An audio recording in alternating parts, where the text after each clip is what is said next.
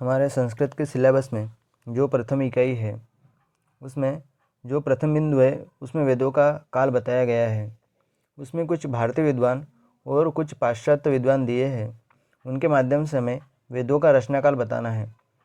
उन विद्वानों का उस वेदों की रचना काल पे क्या मत है, उन्होंने कौन कौन सी किताबों की रचना की है और वो जो किताब लिखी है उसमें उन्होंने किस किस विषय का प्रतिपादन किया है इत्यादि के संदर्भ से हमें प्रश्न पूछे जाते हैं।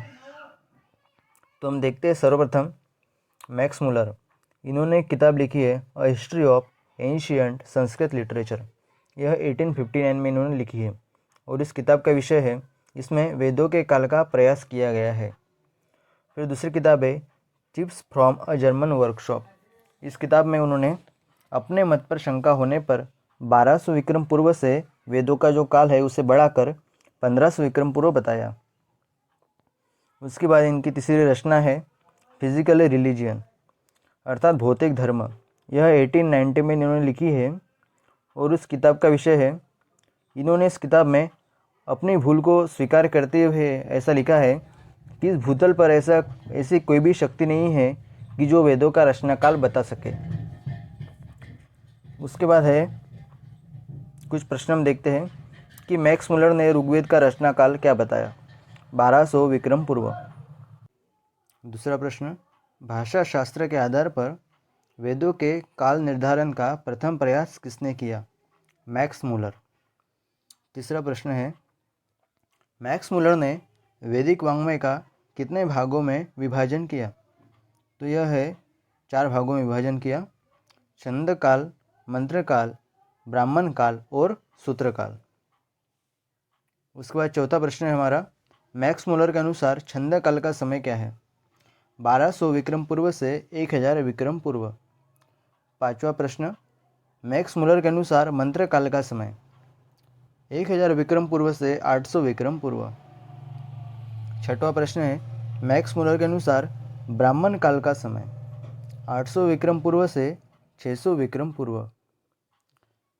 सातवां प्रश्न है, मैक्स मुलर के अनुसार सूत्र काल का समय 600 विक्रम पूर्व से 200 ईस्वी सन पूर्व।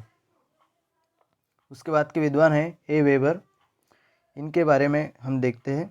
ए वेबर ने लिखी पुस्तक का नाम क्या है, हिस्ट्री ऑफ इंडियन लिटरेचर। वेदों के काल निर्धारण के बारे में ए वेबर ने क्या कहा। इन्होंने कहा, वेदों के काल निर्धारण के बारे में प्रयत्न करना सर्वथा व्यर्थ है, क्योंकि ये जो वेद है इनका मत है ऐसा कि ये जो वेद है वो उस काल के लिखे गए हैं जहाँ तक हमारे आधुनिक जो सामग्री है, हमारा जो आधुनिक तरीका है वहाँ तक पहुँचने के लिए समर्थ नहीं है, इनका ऐसा कहना है। उसके बाद का तीसरा प्रश्न है, ए वेबर के अनुसार वेदों के रचना काल को कब तक स्वीकार नहीं किया जा सकता। इन्होंने कहा कि 1500 ईस्वी सन पूर्व या 1200 ईस्वी सन पूर्व के बाद का वेदों को स्वीकार नहीं किया जा सकता। इसके बाद विद्वान आते हैं डॉक्टर जेकोबी। इनका दूसरा नाम याकूबी भी मिलता है, याकूबी। तो देखते हैं इनके बारे में। डॉक्टर जेकोबी ने वैदिक काल को किसके आधार पर माना है। तो ये जो डॉक्टर जेकोबी है इन्होंने वैदिक काल को ज्योतिष के आधार पर माना है और ज्योतिष के आधार पर ही वेदों के रचना काल को मानने वाले एक भारतीय विद्वान भी है जिनका नाम है बाल गंगाधर तिलक। वो हम आगे देखेंगे। तो उसके बाद दूसरा प्रश्न है, कृतिका और बसंत पात के आधार पर वेदों का रचना काल डॉक्टर जेकोबी ने क्या बताया। 4590 ईस्वी सन पूर्व। तीसरा प्रश्न है, डॉक्टर जेकोबी के अनुसार ब्राह्मण ग्रंथों का रचना काल क्या है। 2500 ईस्वी सन पूर्व। चौथा प्रश्न है, डॉक्टर जेकोबी के अनुसार ऋग्वेद का रचना काल क्या है। 4500 ईस्वी सन पूर्व से 3000 ईस्वी सन पूर्व।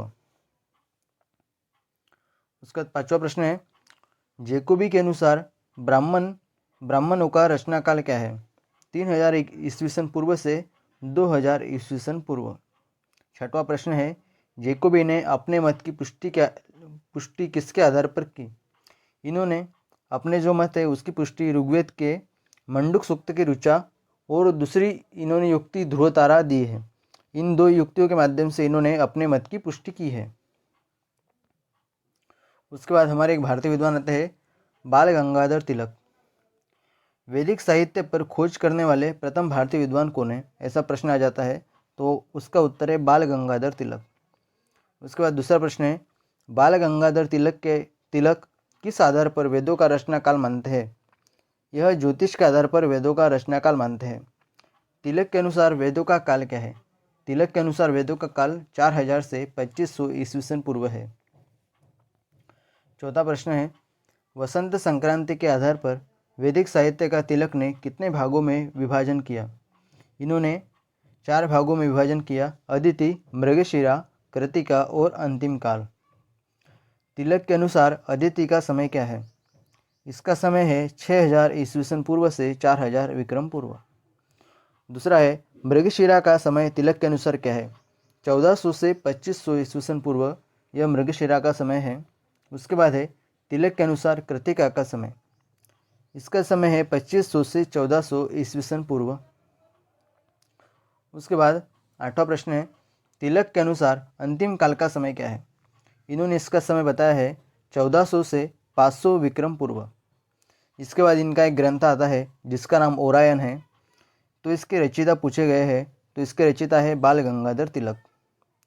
Arctic home in the Vedas में तिलक ने कितने हजार वर्ष पूर्व बताया है? इसमें 10,000 ईस्वी पूर्व बताया है वेदों को। उसके बाद विद्वान आते हैं एम विंटरनिज। यह एम विंटरनिज किस देश के विद्वान हैं? यह है जर्मन देश के विद्वान। एम विंटरनिज के अनुसार वेद का रचना काल क्या है? 2500 से 2000 ईस्वी पूर्व है।